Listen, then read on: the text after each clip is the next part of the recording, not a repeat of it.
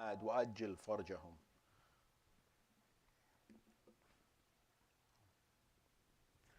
أعوذ بالله من الشيطان اللعين الرجيم. بسم الله الرحمن الرحيم.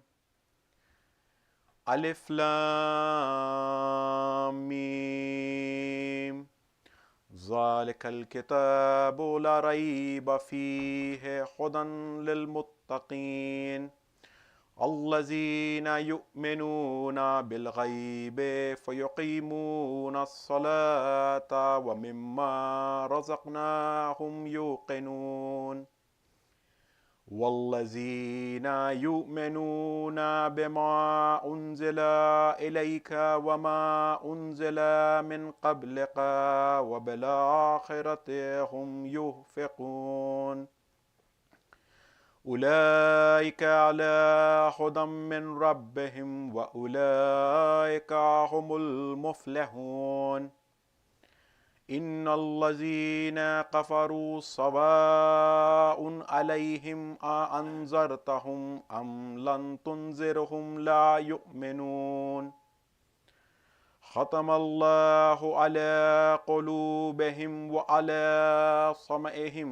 وعلى أبصارهم غشاوة ولهم عذاب عظيم ومن الناس من يقول آمنا بالله وباليوم الآخر وما هم بمؤمنين يخادعون الله والذين آمنوا وما يهتدون إلا أنفسهم وما يشعرون إن الله وملائكته يصلون على النبي يا أيها الذين آمنوا صلوا عليه وسلموا تسليما اللهم صل على محمد وآل محمد وأجل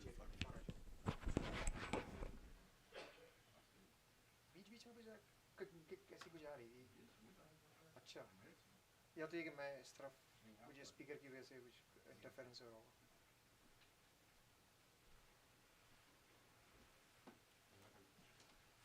सलावत मोहम्मद व आले मोहम्मद. अल्लाहुम्मा सल्लि अला मुहम्मद व आले Muhammad.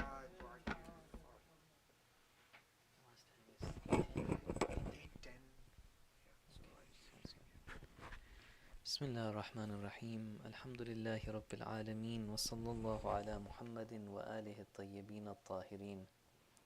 صلى الله على محمد وآل محمد. اللهم صل على محمد و آل محمد. Just a quick kind of note about some of these books that are up here, especially that English book. So alhamdulillah, we have had the opportunity in the last few nights and even before the nights of Qadr to talk about the Risalatul Huquq and some of the lessons that we can take out, some of the rights that Imam Sajjad alayhi salam has talked about.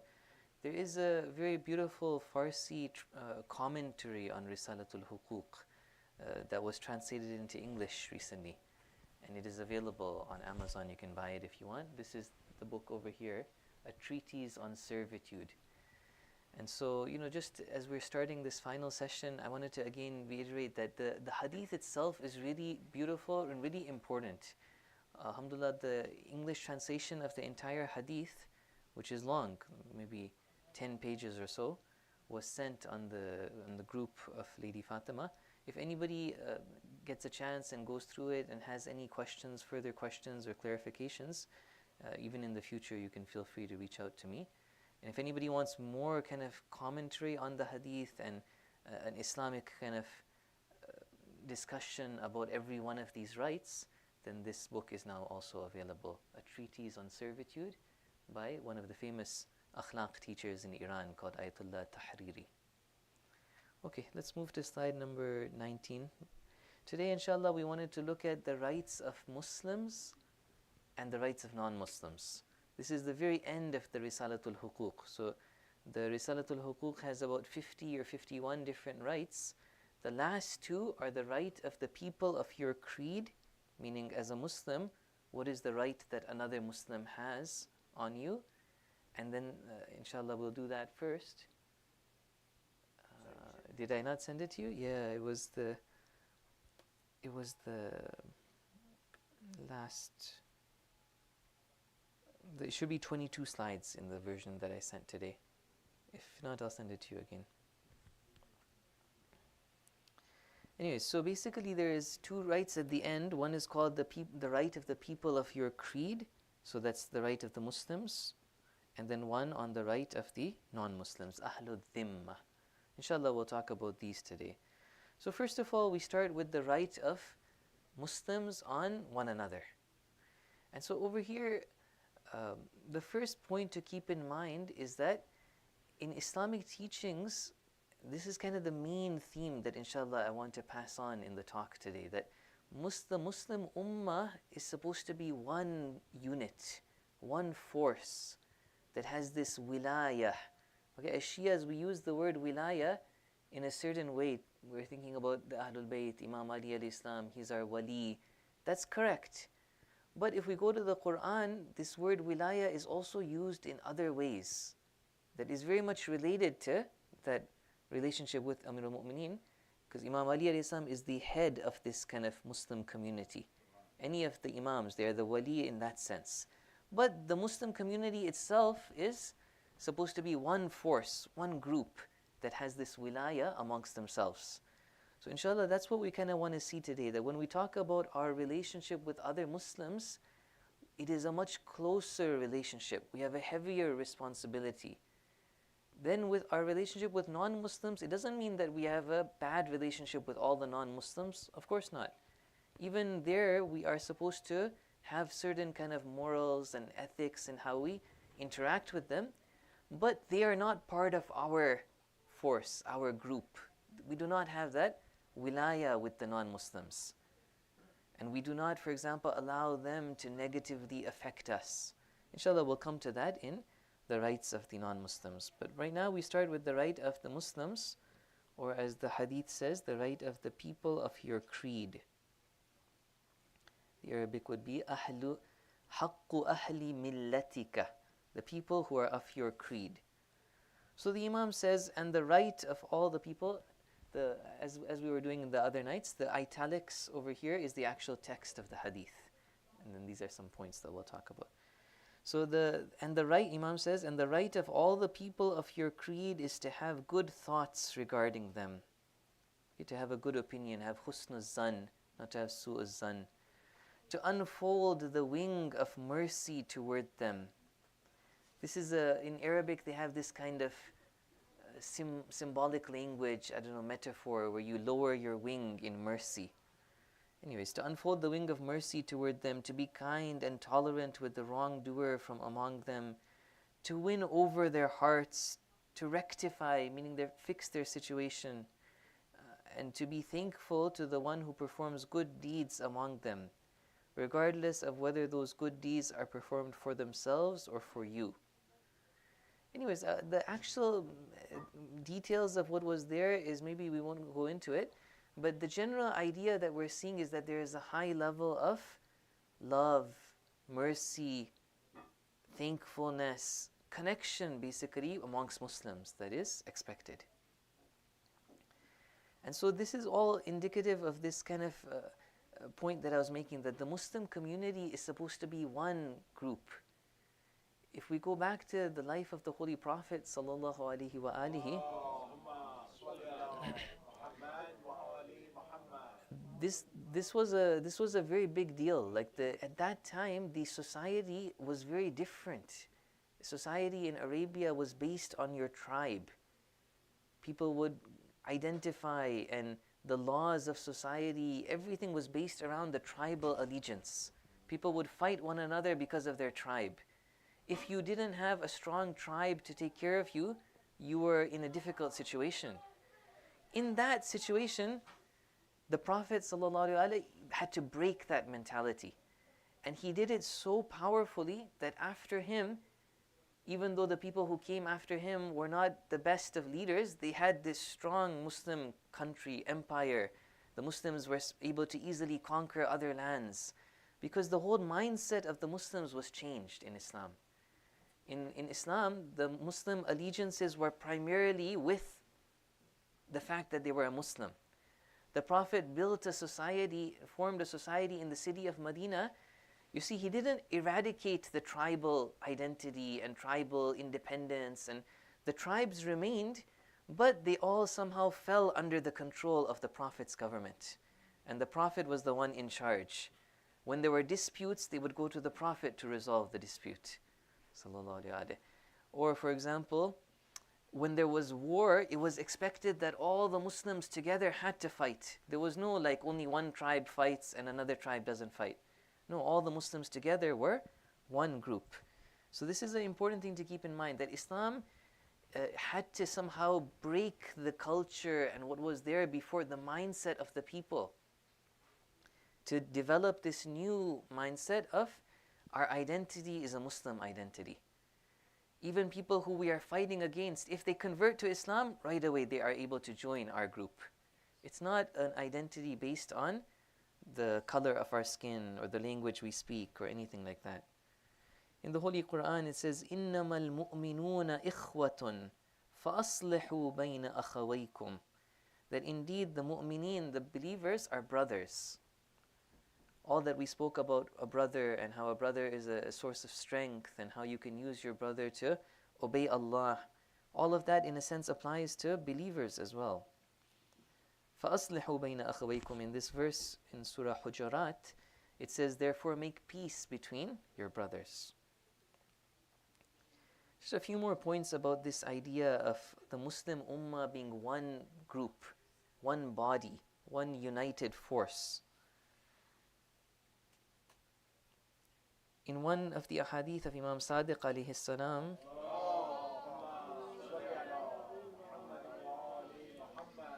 it says, a believer is the brother of a believer, just like one body. This actual hadith, kal jasadil wahid. If one part of it suffers, then the rest of the body also feels that pain. There's another hadith that one of the companions of the fifth Imam alayhi salam, Jabir, he went to the Imam and he was saying that sometimes, Imam, I feel really sad. Something happens to me, I feel so sad, even my family is able to realize that I'm feeling sad about something. And so then the Imam explains to him why that's the case. He says, yes, O Jabir, indeed Allah Azza wa Jal has created the believers from one clay, from the tina of Jannah, from the material, the clay of Jannah, and then Allah has breathed His own soul into all of the believers. So the believers have one kind of reality, one source. For this reason, a believer, this is the text of the hadith now, for this reason, a believer is the full brother of a believer. When sadness afflicts one soul amongst these souls, in one city from among the cities, then the other souls also become sad, because they are from the same, made from the same tina, the same clay. So this is the idea that in Islam we have this concept of how believers are one entity, one force. We should have that concern for one another. We should be there to help one another. I spoke yesterday at the end of my talk about some quick fiqhi point, that even if we go back to books of fiqh, all of the Islamic world is considered one land. This is now like modern colonialist results that we have countries the way we have them today. Otherwise, in the ancient kind of Islamic approach, all the Muslim world was one land, and if that land was attacked, all the Muslims had the responsibility to defend that land. An interesting point is, just as a kind of side point, not so much related, is that there's a famous Persian poet called Sa'di, who is well known for a certain line of poetry that he wrote. Even if you go to Iran, on like one of the bills of money, they've written this, and Iranians love to quote this line of poetry. I'll quote it, then I'll mention a story about it as well. It says the following: all human beings are members of one frame, since all at first from the same essence came. Whoever translated it, they translated it into rhyming English.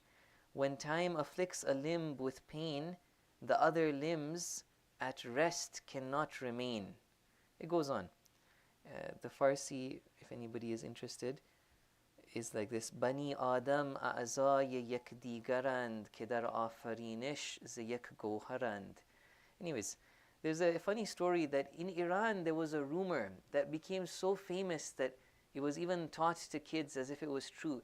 Basically, they had this rumor that in the United Nations this line of poetry was written. And apparently it was somehow proposed that such a thing should have been done a long time ago, even before the forming of the United Nations. Between World War I and World War II, there was no United Nations. There was another body that was called the League of Nations. So the Iranian representative to that international body wanted this poetry to somehow be written. It's beautiful poetry about how all humanity is one kind of organization, one group. And so people liked it, but it was never written. However, in Iran, it became a famous rumor. Everybody thought, and people were even told, and kids were taught that, at the entrance to the United Nations in New York City, this Farsi poetry is there. When the recent foreign minister of Iran, he had to explain to people that, no, I went to New York and I looked everywhere and I couldn't find it. And so it appears this was just a false rumor. But the point is that this is a beautiful poetry. But if we go back to Islamic tradition, this concept is more about the Islamic Ummah. The exact concept that Sa'adi was writing in the poetry, that all human beings are one body, and if one part gets hurt, then another part also feels the pain. Okay, we can accept that. There's nothing wrong with that. That's beautiful. Even we want to help other human beings. But that exact concept is there in hadith about the Muslim Ummah. That the Muslim Ummah is one body, and if one part feels pain, then the other part should also feel that pain. Okay, sallu ala Muhammad wa ali Muhammad.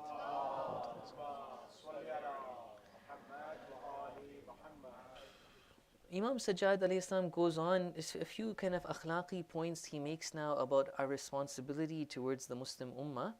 I'll go through this quickly because inshallah we want to focus more on our relationship with the non-Muslims. But generally, like a lot of what we said about in the previous nights about how to deal with our brothers, how to deal with our elderly, these same akhlaqi advice are given for the Muslim Ummah as a whole. That we should be very respectful, very tolerant, very loving. The Imam says that verily the good deed of such a person, like another Muslim, the good deed such a person performs for himself is in reality for you. He's like, our outlook to our Muslim brother should be that his goodness is my goodness. His success is my own success.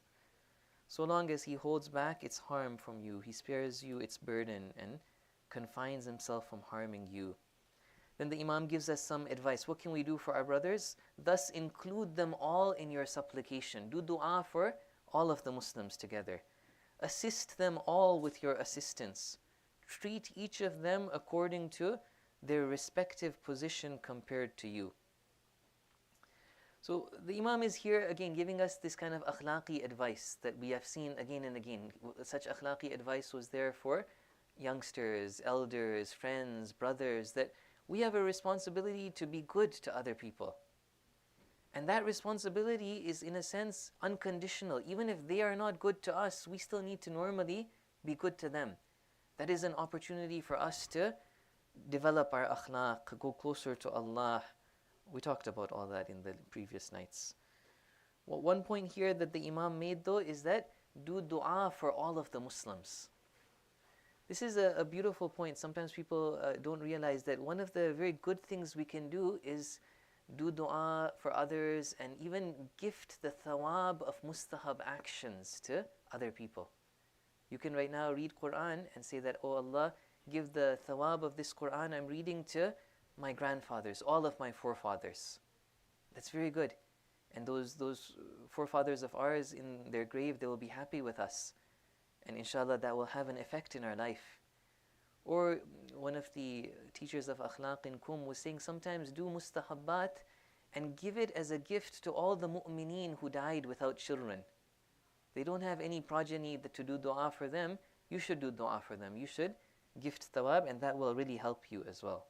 So such kind of dua and supplications are a very good thing that we can do. Definitely Allah will reward us for doing it. We shouldn't think that, okay, I give the thawab to my forefathers, now there's no thawab for me. No, on the contrary, we will get even more thawab if we do that. In one of the ahadith, the Holy Prophet sallallahu alaihi wasallam, he says exactly that when somebody does dua, we should do فَلْيَعُمْ. The Prophet says that you should generalize, you should do a dua for everybody, not just for yourself. You should extend your dua by including other people. And then he says this is more necessary. That's more wajib to do that. Maybe what he means is that would be more helpful in allowing the dua to be accepted. Then the same hadith, the Prophet goes on, he says, if someone gives preference to 40 other people from his brothers over himself, then his dua will be answered for himself as well.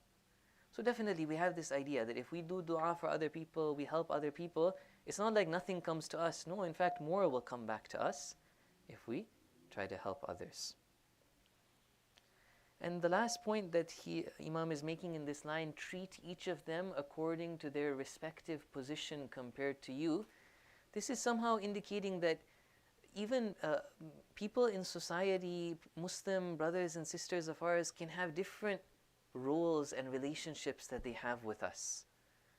That doesn't mean that they lose the right of one of the relationships. This person is my wife.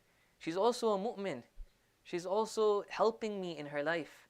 Now these are more huquq that she has on me that I have to fulfill. In addition to her being a believer, she's my wife. In addition to her being my wife, she's also going out of her way to help me. So all of these add to my responsibility to her. If we can go on to the next slide. In this regard, the final kind of slide about the Muslim haqq of the Muslim brother is very beautiful. The Imam is saying that when you look at other Muslims, consider them to be your own biological family. When you see an elderly Muslim, consider him to be your father. When you see a young Muslim, consider him to be your child. The same way that you would respect your father, you should respect that elderly Muslim. So this is also a kind of Islamic advice that we have been given. This is something that is there in the Muslim world, I think, to a certain extent. Alhamdulillah, I live in Iran. In Iran, it's very normal when like an elderly lady comes into the store, the individual working in that store will respectfully address her and say madar and call her mother. Even though she's not his mother, she's just some elderly lady in society. But there is that kind of respect and that love, and they have that kind of outlook to one another, that these are my own family. This is how Islam has trained us, that we should look at one another with this kind of compassion and love. So the final point I want to make before I move on to the haqq of the non-Muslim is this idea, again, just reiterate that Allah Ta'ala has taught us in the Quran, in Islamic teachings, that the Muslim Ummah is one entity. We have this bond. We are awliya of one another. Wali, awliya, can be translated as friend, but we know that that's not a very correct translation, right? The people who want to ignore the event of Ghadir, what do they say? They say that, Ali, man kuntu mawla fahada Ali al-mawla, Ali was my friend. It wasn't just that. There's a much more deeper bond here called wilaya. One aspect is that leadership role that the Imam has. But one aspect is this brotherhood, that there is the brotherhood or sisterhood, or Muslims are one entity, one force. They have their own direction, their own independence, their own goals, and they should have their own strength, their own finances, their own strength in the world as well, as opposed to disbelievers. So inshallah, with that, I want to now move on to some points about disbelievers, but I'll pause for a moment. If anybody has any questions or comments, please feel free to ask if you have anything. You can go on to the next slide. Okay, if there's no questions, then we move on to the final kind of points I wanted to make. Yeah, no problem. So this concept of ummah started with the Prophet Muhammad Mustafa sallallahu alaihi wasallam, from before, like Prophet Ibrahim and others. That's a good question. I don't know. Deen, right? Yeah. It's a good question. I'm not so sure, but definitely the Prophet had to break the kind of tribal system that was there in Arabia to develop this concept of an ummah.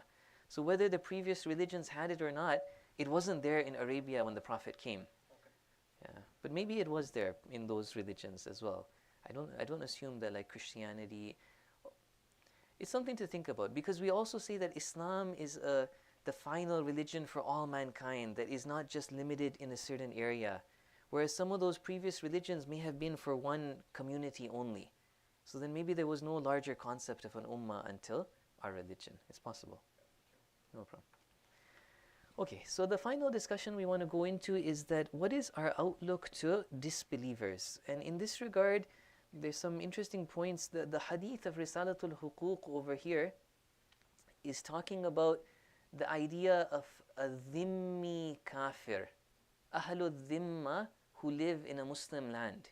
So I'll talk a little bit about that, but for us who live in a non-Muslim society, some of these details of the laws of a non-Muslim in a Muslim society, they don't apply to our life. Okay, but what does apply is to try to get the overall picture of how Islam is looking at non-Muslims and how Islam is looking at Muslims, to kind of derive the overall principles. That's what's more important for us. And so that's why I didn't even bring the entire section of Risalatul Huquq. I just brought some sentences from the very beginning of it. It's a slightly longer paragraph about the right of the Ahlul Dhimma.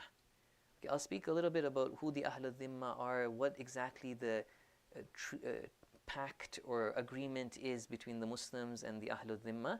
But first, let's just look at the text of the Risalatul Huquq. It says, and as for the right of the Ahlul Dhimma, those non-Muslims, so in English here it is just translated who Ahlul Dhimma are, those non-Muslims who are under the protection of Islam, their ruling, Imam Sajjad is telling us that what is the ruling with which you have to interact with them? Their ruling is that you accept that thing that Allah accepts from them. I'm going to explain. You remain loyal to the covenant of protection and the treaty that Allah has ordained for them, and that you judge them according to this. Okay? So now a little bit of kind of explanation here. That in Islam we have this concept, and it was, for example, first of all illustrated by the city of Medina under the Holy Prophet's rule, sallallahu alaihi wasallam. We have this idea that Islam is there to run society. We have a lot of rules of the Sharia, of fiqh that pertain to society at large. If you look at the Quran, you look at the Ahadith, you can even say that a majority of the teachings have a social, political dimension to them. There are rules about finances. There are many complicated rules about punishments. There's a discussion in fiqh called hudud. Hudud means that there are certain crimes like drinking alcohol openly. We had in one of the nights of we were remembering Amir al-Mu'mineen alayhi salam, I gave a story of somebody who drunk openly and then Amir al-Mu'mineen alayhi salam punished him. So we have this concept called hudud. We have other concepts called qisas and diyah, where if somebody does a crime on another person in society, at times they need to pay a financial penalty for that. You see, the whole approach to the judicial penal law is very different in the modern world today than in the Islamic law. Okay, we don't have time to open that up, but generally we have Islamic laws to do with punishments. At times there's a financial penalty you have to pay called a diyah. At times, no, the family of that person who was oppressed and killed, or the person who was oppressed, let's say somebody was a certain kind of physical injury was done to somebody, they are given legal permission to take revenge on the person who hurt them in a certain way, with certain conditions, with certain limitations, and that is called qisas. We have a verse of the Quran that says very, very beautifully, وَلَكُمْ فِي الْقِصَاصِ حَيَاتٌ يَا أُولِي الْأَلْبَابِ لَعَلَّكُمْ تَتَّقُونَ. That in qisas is like imagine many times qisas would mean that the killer is going to be executed. Okay? But Allah Ta'ala is saying that in qisas there is life for you. Imagine qisas is something that almost brings to mind death and killing. But Allah is saying that in the process of doing qisas, there is actually life. Now what does that mean? That has to be explained, but it's a very beautiful verse that qisas is the cause of life for society. Anyways, my point was what? That Islam has all these laws and advice with regards to how to run society, And then within that society, there is room for non-Muslims to live as well. So there is this idea that Islam would be in charge of the society, like the Prophet's society in Medina. The Prophet himself, sallallahu alaihi wasallam, is the head of society, implementing the laws of Islam. But then non-Muslims are given their own freedoms, and their wealth is considered sacred. They are given their own rights. Their wealth and property and their honor is sacred in the Muslim society. These non-Muslims who now live in a Muslim society are called Ahlul Dhimma, or they are called Kafir-e-Dhimmi. Kafir-e-Zimmi in Persian, maybe Urdu we would say. And basically the idea is that there is a pact, there is an agreement between the Muslim government and these non-Muslims that allows them to live in the Muslim society. What are the aspects of that pact? What are some of the conditions that are mentioned in our books of fiqh that they would have to abide by? For example, there is going to be a financial tax that they have to give. They have something called jizya, again mentioned in the Holy Quran, that they would pay jizya to that Muslim government. Another thing is that when it comes to the laws of society, like these penal laws that I was just talking about, they would also, like Muslims and non-Muslims alike, would have to be treated in accordance to that Sharia. At times there may be differences there, but the point is that it's the Islamic law of society that is in charge. So they have to also live by that law. Or for example, they have to make a pact to not trouble the Muslims, to not betray the Muslims. This was something that the Prophet had done with the Ahlul Kitab of the city of Medina. When he moved to Medina, he was at war with the Quraysh in Mecca. And so there was a pact with the non-Muslims living in Medina that they were not allowed to help the enemies of Islam. And the Muslims and non-Muslims together would be living in the city of Medina. They would have their own independence in certain aspects. Certain financial aspects or certain laws would be different for Muslims and non-Muslims, but when it came to the military fighting against the enemies or helping the enemies, here it was very sensitive. And both Muslims and non-Muslims alike had to consider themselves as part of the same city, fighting against the same enemy and helping one another in that political struggle.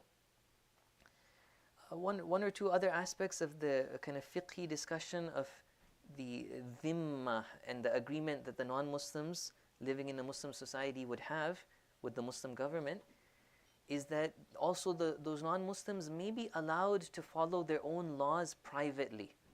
So for example, Christians and Jews, if drinking alcohol is okay for them, or other things, eating pork is okay for them, they can do that privately.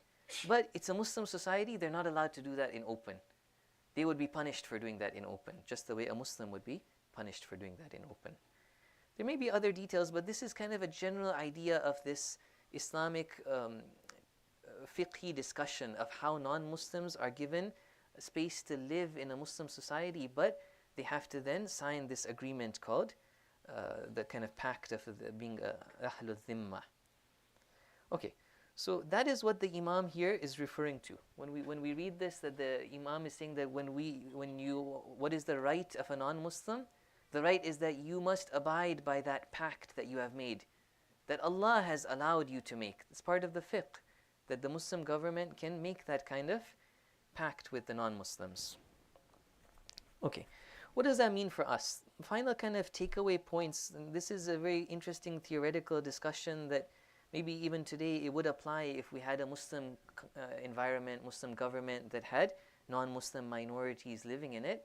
But practically for us living today in the West, living in a society where the majority of people are not Muslim, what kind of principles can we take away from Islamic teachings to help us in our day-to-day life?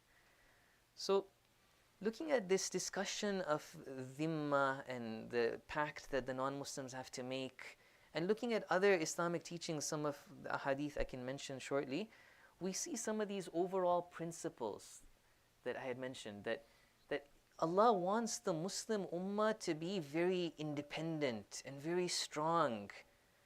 It's not that we cannot interact with and engage with and have relations with non-Muslims. It's not that we are going to want to be bad with them. No, in fact, we want to be good with them. We want to engage with them. But it's not supposed to be an engagement where we have the lower hand, where we are dependent upon them, where their media and their culture and their values are influencing us. That is where it becomes very dangerous. And that is what we are seeing is unfortunately often happening today, where Muslims in the modern West, they are being negatively influenced by the society around them that doesn't have their values, that doesn't have their outlook to the world. Just a few examples of how we can see this. So one example was this whole discussion of the dhimma, the ahlul dhimma, that they are supposed to be allowed, they are allowed to live in the Muslim country, but they are somehow under the control of the Muslim government. They are the ones paying the taxes. They are not allowed to manifest their own kind of way of life if it goes against the Islamic teachings. In addition to that, we have a lot of other ahadith that I can mention. For example,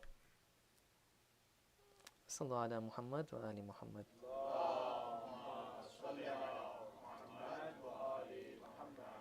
Okay, so I'll mention some of these that talk about that aspect of how we don't want to be negatively influenced by them. We don't want to take on their values.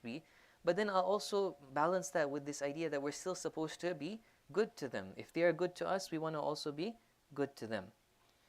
So for example, we have in one of the ahadith, it says, do not say salam to the Ahlul Kitab. Don't get tied down with the actual example. It's more the overall principle that we want to take out of this. Okay, so the hadith says, do not yourself go and say salam to the Ahlul Kitab the way that you would to a Muslim. And if they say salam to you, you don't say alaykum salam to them the way you would to a Muslim. You just say wa alaykum. Okay, you say that whatever you wished for me, I wish the same to you. It's just an example of how at times we've been somehow given some precaution in our interaction with the non-Muslims. In another hadith it says, trim your mustache and grow your beard, but do not resemble the Jews. The idea being that the Jews had a certain way of keeping their beard, and Muslims should have a different way of keeping a beard. Or in another hadith it says regarding the Ahlul Kitab, do not go and attend their funerals. Again, that doesn't mean it's like a blanket rule. We have to ask our marja that is it okay to go to the funeral? It's probably going to be okay. It's not going to be haram to go to the funeral of a Christian. Point being what? Point that in some of our Islamic teachings we see that we are given some kind of identity and strength and advice to separate ourselves from the non-Muslims in certain ways. And this is something that even is there in many different verses of the Holy Quran when it says, do not take the Christians and the Jews to be your awliya.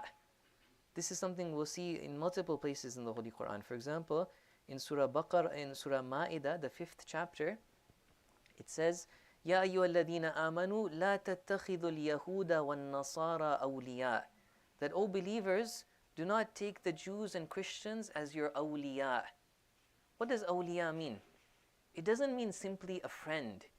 A friend that I can sit with and laugh with or work with. It doesn't matter if it's a Muslim or non-Muslim. That's going to be okay with certain maybe kind of restrictions or limitations or things to keep in mind. Generally, it's okay.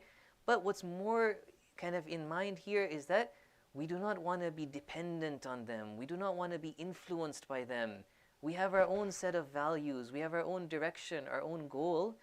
And we have to be very careful in our interaction with non-Muslims.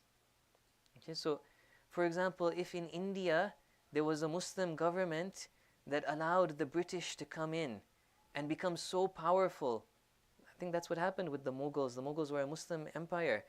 And they allowed the British to become so powerful. They were so dependent on the British that one day the British attacked them and overthrew them and took control of that land. That was because their relationship with non-Muslims went against Islamic teachings.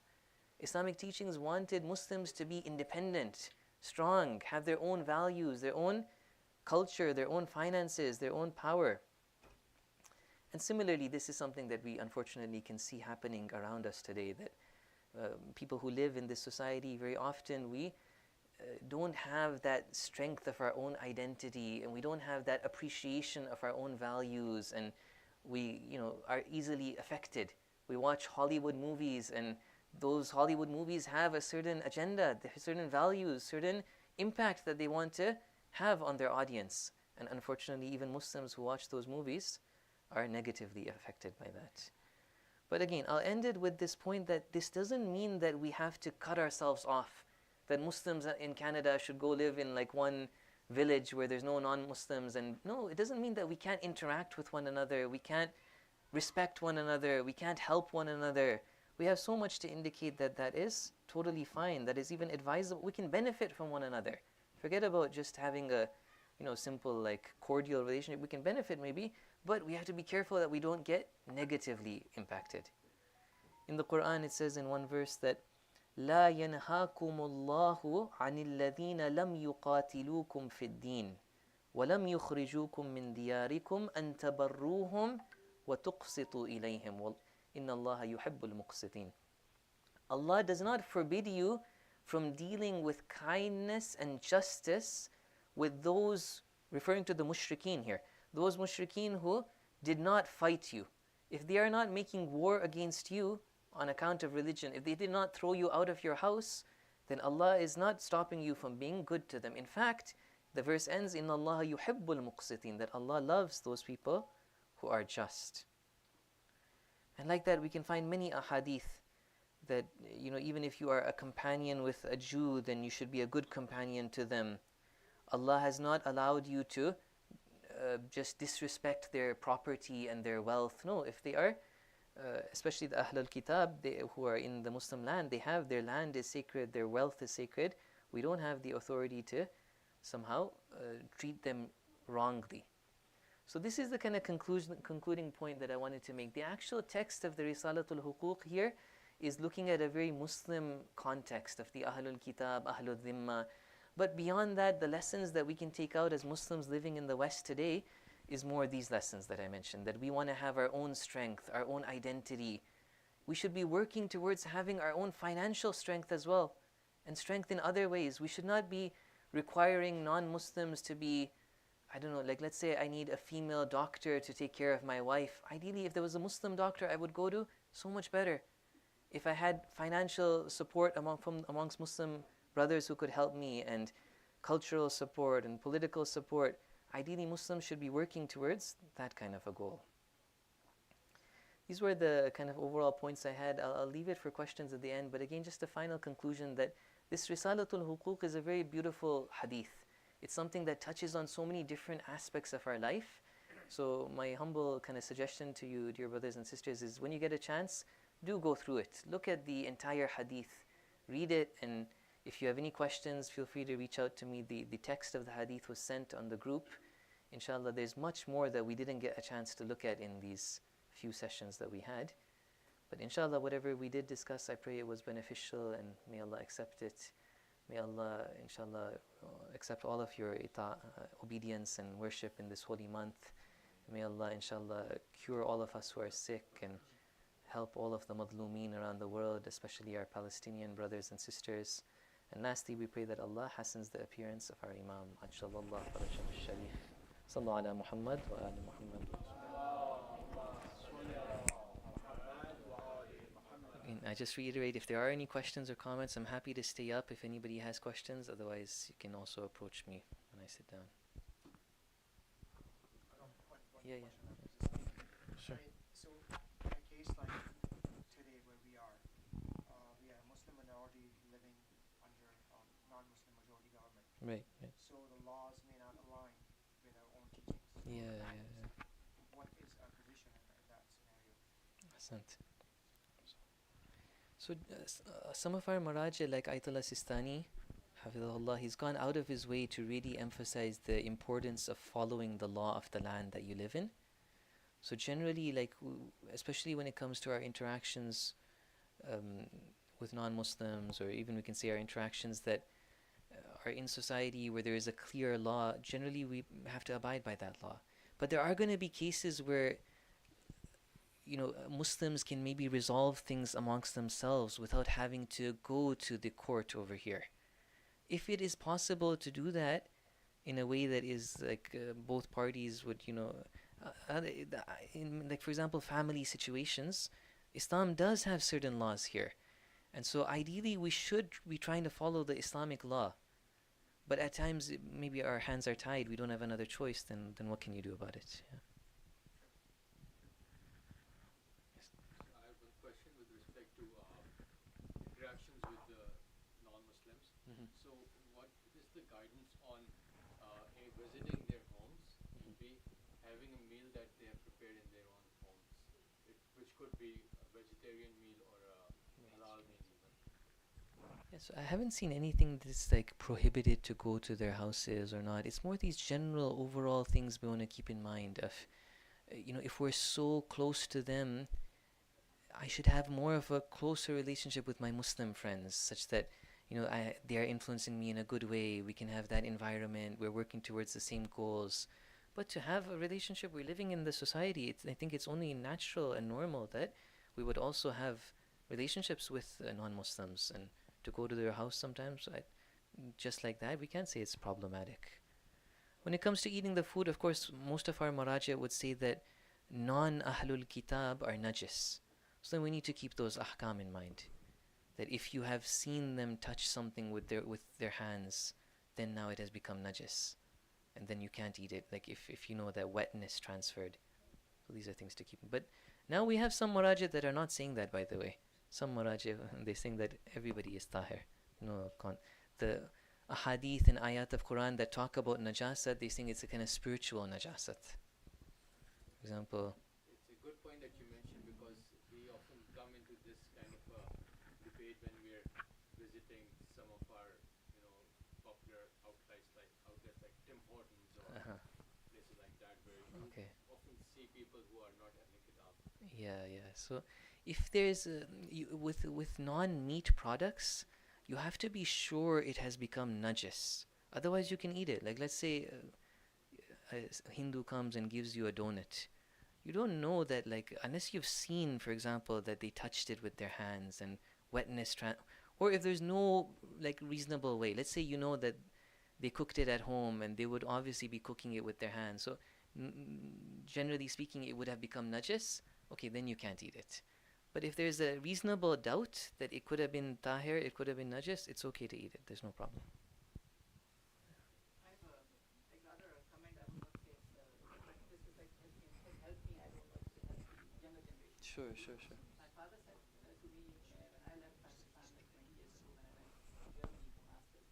So he told me, he gave me this advice, and obviously he is like he was born 1937, 36 Okay. in India, Okay. and he told me that in India at that time there were, if you go to a train station, you will see Muslim pani and Hindu pani. Like there will be a separate water container. Okay. And Muslims will just go and drink from their glass, and the Right. Hindus and the Sikhs will go to the other one. Okay. So in society, because these were like generally accepted, Right. people won't mind it, and it will not be counted as rude. Rude. Right. So it was very so when he came to Pakistan, when he migrated, and he didn't see that distinction because most of the population Muslim. were Muslims. So Right.